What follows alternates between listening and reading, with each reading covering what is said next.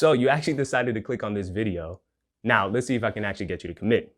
So as you already know, my team here at Vita Project has participated in a highlight challenge showcasing all of their positive moments from 2020. You know, because 2020 was complete shit and we're trying to get some positivity going into 2021. Now, I thought this was a great idea. And ideally, I would have loved everybody, all my families and friends, to actually join this thing. But I know that people are generally too much into their own shit to give a fuck about anybody else's amazing moments in 2020. I mean, I literally tagged all my friends in it and they basically unfriended me. They didn't give any fucks about my positive moments from 2020. So I thought I'd make a grand finale video to showcase the way that I view my positive moments from 2020 and also to kind of rub it in my team's face, letting them know that I'm the fucking man. You're probably thinking like, I'm not gonna watch this fucking long ass video. Like, who the fuck cares about Moses' positive moments from 2020? For that matter, anyone else's. As right as you think you may be, I decided to put these top 5 moments together in a way that's gonna actually make you reflect on your life just a little bit differently. I'm sure for most of you, thinking positive all the time seems like bullshit. And frankly, I agree with you. Yeah, I know positivity sometimes can feel some like bullshit ass thing that we're trying to force upon our lives. But honestly, the way that I put a spin on positivity in this video is gonna make you reflect on your life just a little bit differently and maybe appreciate how beautiful your life actually is. So do me the favor, and why don't you actually commit to this lovey-dovey mumbo jumbo positivity bullshit and seeing what I got to say. Okay, so let's begin with number 5.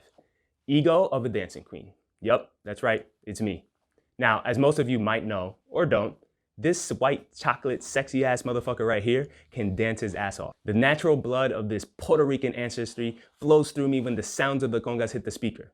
That's right, guys, I'm talking about salsa. So if you don't know, I dance salsa, and I'm actually pretty good at it.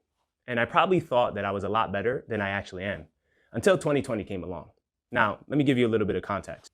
In 2019, I joined one of the best salsa dance teams in the world named Iroko, ran by no other than the best couple in the game, Ernesto and Denise. Well, in 2020, I came to the realization that I'm not shit. After practicing with the pro team for like 10 months, I was brought down to the semi-pro team, which if you think about it is like the B team.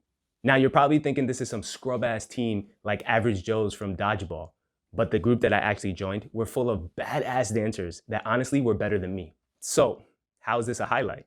It brought my ass down from the pedestal that I set myself on, thinking that I was some fucking amazing thing that existed. And the truth was, I wasn't.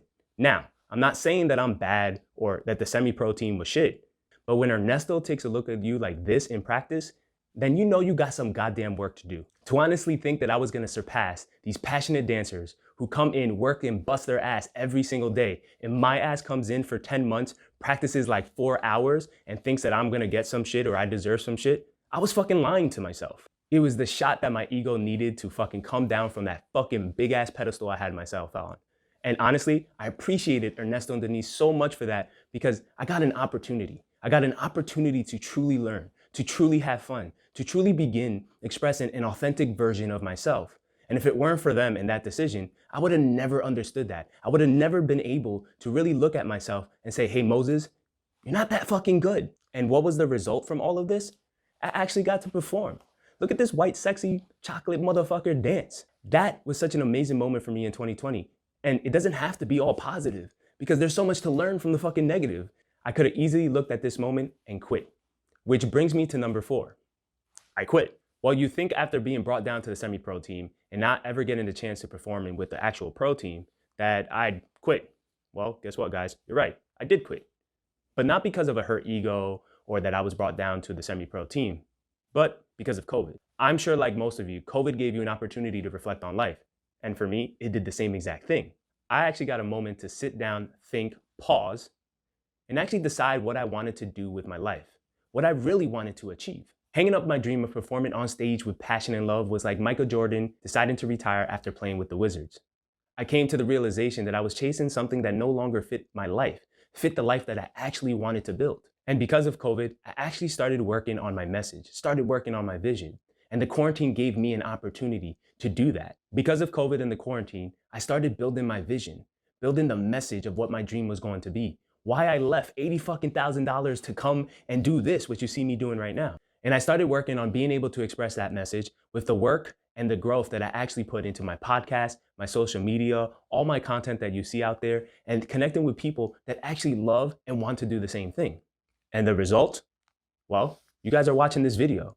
And I know a lot of you can relate on how difficult it can be to express yourself, but expressing yourself on camera and on social media is for some reason 10 times fucking harder. It seems like there's this invisible character that lingers like the Grim Reaper, only its name is judgment, which is probably why most of you only put pictures and videos of you doing fun shit. Not knocking you guys down for it, but honestly, I believe that sometimes most of you want to show this side of you that no one knows of on social media, but you're too afraid to do it, so you back out.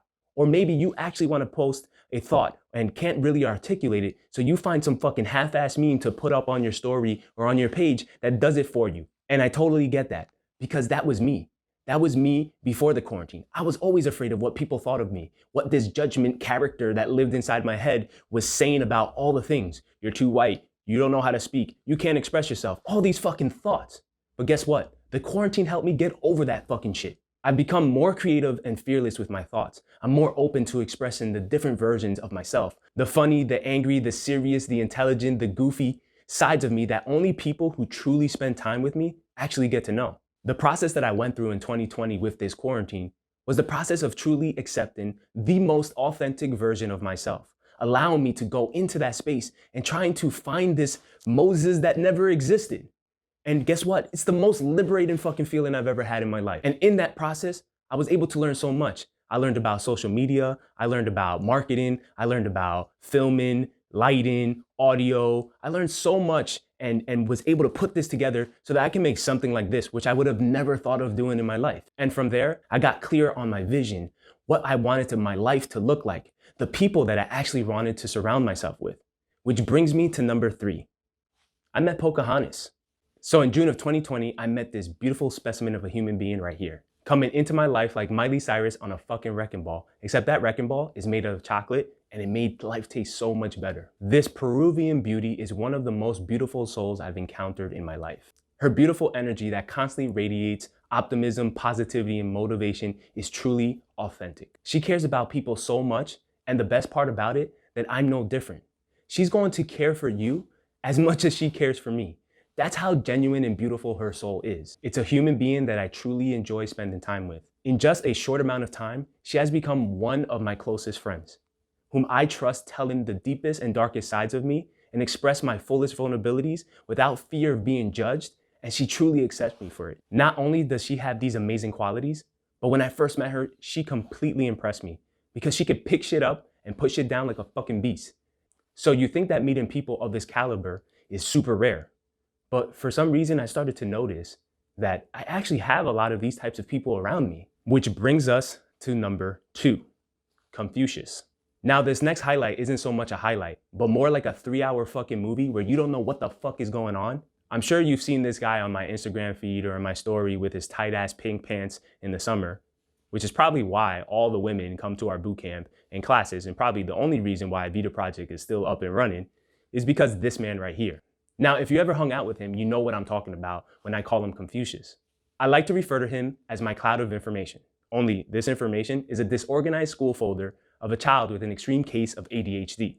Yeah, that's right. He's fucking confusing sometimes. Seriously, you can go down a rabbit hole of confusing information and question your mere existence on this planet, but in a good way. One of my best friends and business partner, who strangely enough looks like a decent spawn of Victor Zsasz from Gotham and a sexy Dominican mom from 181st and St. Nick. Truly an inspirational man with a heart of fucking gold, guys. I'm not gonna go into any specific highlight because our entire friendship and partnership is a fucking highlight. When I speak to people and they tell me about my content or my story and they call me brave or passionate for what I'm doing, they don't understand that this man right here is one of the sole reasons that I keep going, that I am on this path of trying to do something that's bigger than me. And the reason for that is because him and I share the same vision and share the same mission. We both want to elevate consciousness. We both want to go and reform education. And that brings us close together. And to be honest, it's the reason why I trust him and the reason why I'm willing to sacrifice everything I have. The determination this man has to never give up on this mission is the reason that I'm still going. And the trust that I have in him is his consistent ability to express this message with so much love and so much care and genuine thoughts about you wanting to improve your life. He gives you the understanding that you are capable of anything, which is why he's an amazing coach and an amazing CEO. I remember when I started as a client and he asked me to do a testimonial. The testimonial was about the culture that he created and the community that he was providing for me at that time that made me feel like I was invincible, that made me feel that I was capable of anything. A culture that challenges you to dig deeper and express your vulnerability so that you can become stronger. To become part of a community that understands what it means to be happy, what it takes to actually live in happiness. Which brings me to my last and final highlight. You're not alone. In this process of making this production, I realized what the true highlight of 2020 was. That I actually have so many people around me that love and care about me. Like Confucius, and Pocahontas, and Snacks, and Gerber, and Mr. Dance Dance Revolution, and Houdini, and Shadows, and Fed, and Jay, and Mo, and Victoria, and Sasha, my mom, my dad, all of these people who truly, truly care and love me. And I never realized it. It was a perception that I had about my life, that I was always alone. For so long, I was yearning for deep connections, not realizing that it was always around me, and that I never knew so many people had the same desire to connect with me, because I never really understood myself. I didn't know how to express those things. And it was in this moment, in this actual moment right here of making this video for you guys, that I finally realized what it is to connect, what it means to love. Always thinking that my family and my circle was so small. But this whole time that I thought I was building a business, I was actually building my family. And to be honest, isn't that the true essence of a business? An organization, a community, or family that truly cares about you? This year was actually pretty fucking awesome, because I actually started to see and realize that they actually cared about me even when I'm an asshole. That they told me that they love me because they want to express that to me, because they desire to connect. I mean, they threw me my first birthday surprise ever and scared the fucking living shit out of me.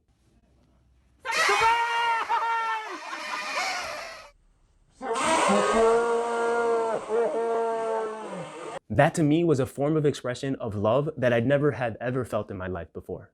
They continuously support my vision and trust that we're actually going to change the world even when I have doubts. But love can only be understood and realized when you decide to step into that space.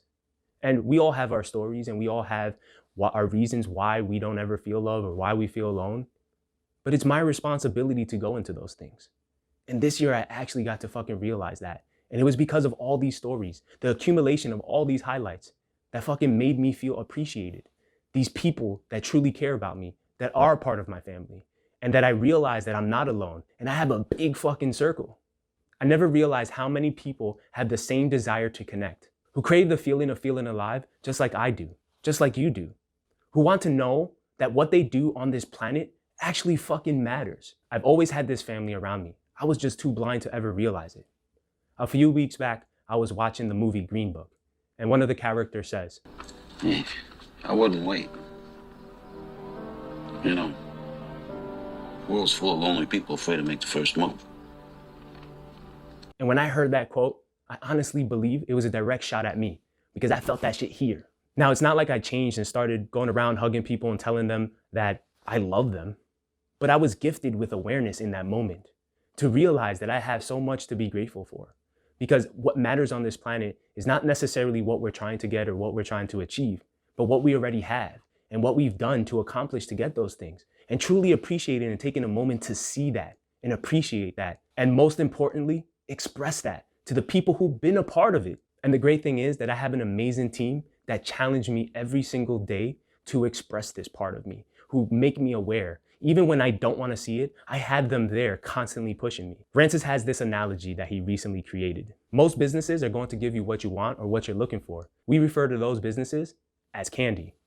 Well, here at Vita Project and my family, this is fucking salad. It's the fucking shit that you know you need in order to create change. It's not always fun to have, and sometimes it's boring and plain old routine, and it sucks. But after you eat enough salads, you start to get the idea of how much stronger and healthier you're becoming. And honestly, guys, that has so much fucking power, because you start to understand what you're capable of, what your potential is. But I would have never been able to understand that about myself without this family, without my community, without this venture in trying to build a business that actually does this for all people. My family's fucking amazing. They're amazing. Even though I don't necessarily express it all the time, they're the best thing that's ever happened to my life. That's why this realization that I'm not alone is the culmination of all these highlights, because all those moments led to this one moment. Because without those moments, I would have never taken the time to create this production. And in this production, I actually had to think about my life. I actually had to really go through the highlights. And maybe you don't have to do this, but the Highlight Challenge did this for other people. And it brought gratitude into their life, which brought happiness and made them realize that there's so much more than what is going on in the world. There's you and what you have right now. And for me now, it's about taking that confidence and awareness and actually taking action. Telling someone that I love them. Telling someone that I actually care about them. Giving them the time to really feel that I genuinely want to know about them. And that's what I'm going to do to make the rest of my life one big fucking highlight. So enough of this lovey-dovey shit. Peace.